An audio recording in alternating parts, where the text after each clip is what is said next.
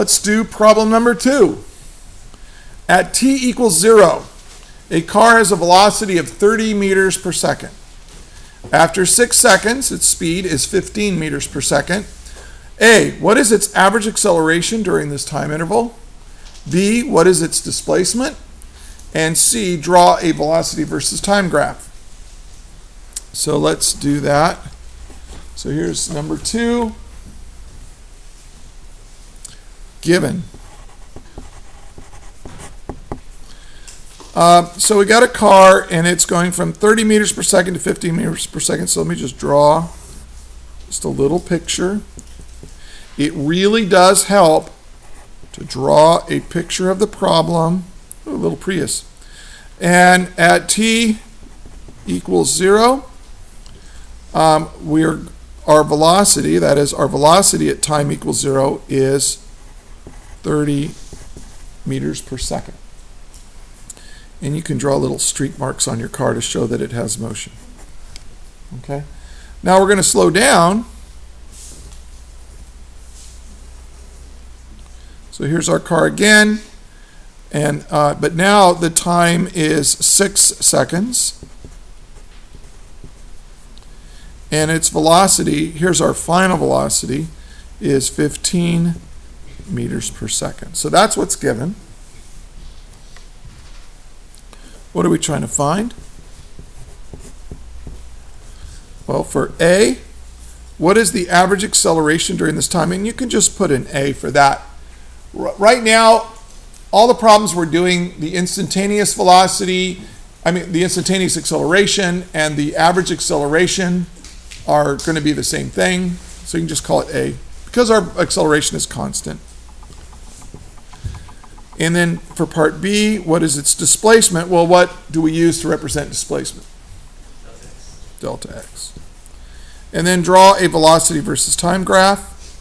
So just put V versus t graph. Okay, and that's what we're trying to do.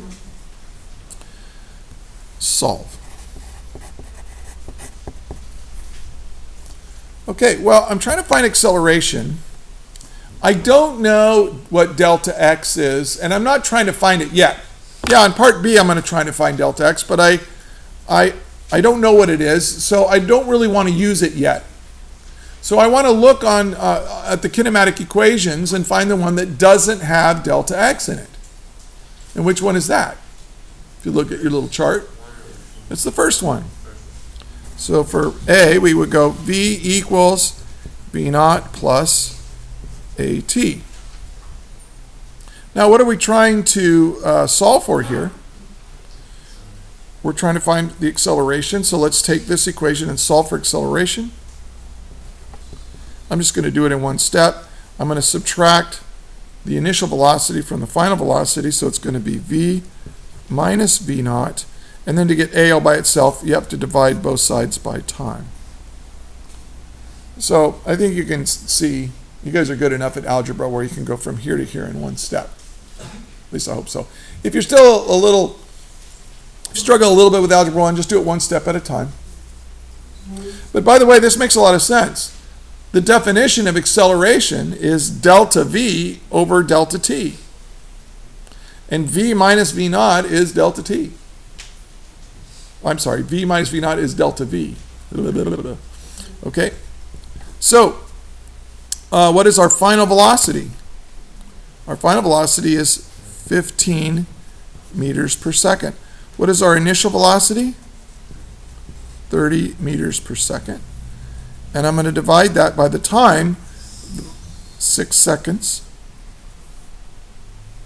And so my acceleration is, well, 15 minus 30 is negative 15.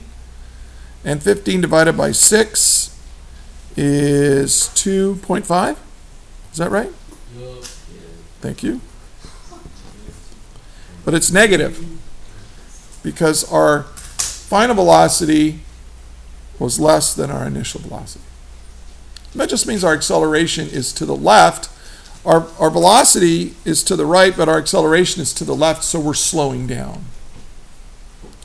And you can put meters per second every second. Or you can put meters per second squared if that's what you prefer. And there's our answer for part A. I like it when students box their answers. Now let's do part B.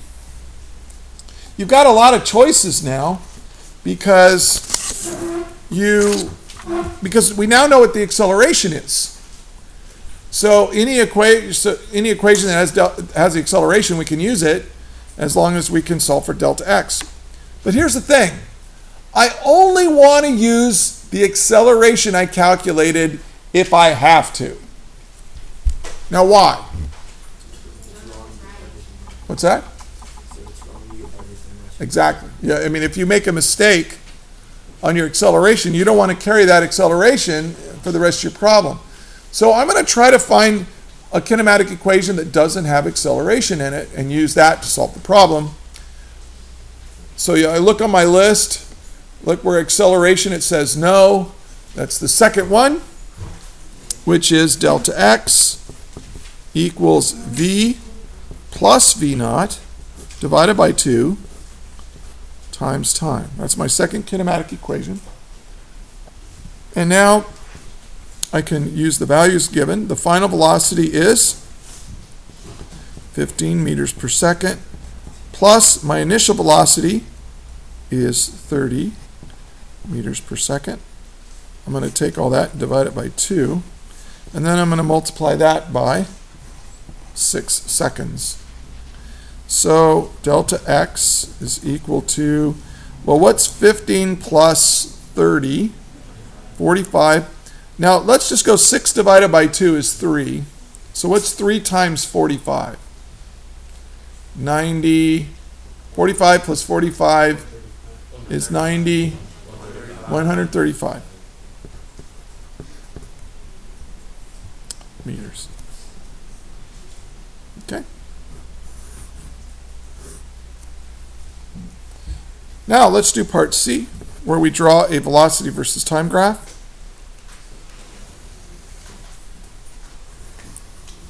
Now this only goes for 1, 2, 3, 4, 5, 6 seconds. So that's time in seconds. Now what's my velocity range? I mean, that's given. 30 starts at 30 and it ends at 15. So we'll go 5, 10, 15, 20, 25, 30. So I'll go 10, 20, 30, and then I'll label velocity in meters per second. Oh, if I'm off screen, let me know. And then, so now it's really easy. You just plot the 2 points. At t equals 0, our velocity was given to be 30 meters per second. At 6 seconds, it was given to be 15. And I like to draw little light dashed lines like this. Of course, if you have graph paper, you don't need to do that. And then you just sketch a straight line from there to there. And there you go. That's our velocity versus time graph. The slope of this line is negative 2.5 meters per second every second. The area underneath this graph is 135 meters. You can check that out. But it all works together. Now, the kinematic equations work together with what we've been doing with our graphs to allow us now to solve these problems a little bit more efficiently. Okay. Any questions on problem number 2? Okay, this is exactly how I want you to solve all the rest of the problems on this worksheet. Okay? All right. That is all.